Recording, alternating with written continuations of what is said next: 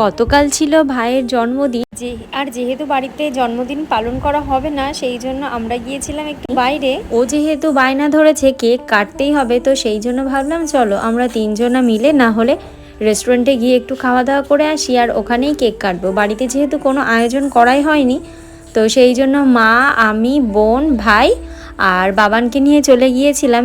আর মা যেহেতু কোথাও তেমন যেতে চায় না, সেই জন্য জোর জবরদস্তি করেই তাই জন্য মাকে নিয়ে গিয়েছিলাম। কোনো মতেই তো যেতে একদমই রাজি নয়।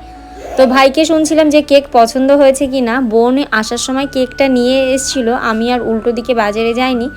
তো অল্প একটু খাওয়া দাওয়া করে তারপর আমরা বেরিয়ে গিয়েছিলাম ওখান থেকে। আর বাবানকে শান্ত রাখার জন্য হাতে একটা ললিপপ দিতে হয়েছিল, তা না হলে কোনো মতেই উনি একদমই চুপচাপ থাকবে না।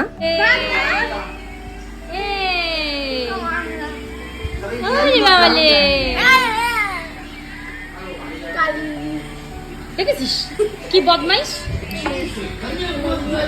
বল আমারে।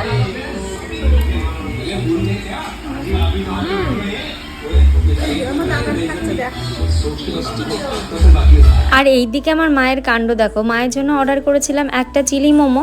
মা যেহেতু পিৎজা একদমই খেতে পছন্দ করে না, তো মাকে বললাম না, একটা পিৎজা অন্তত আমাদের কাছ থেকে তোমাকে নিতেই হবে।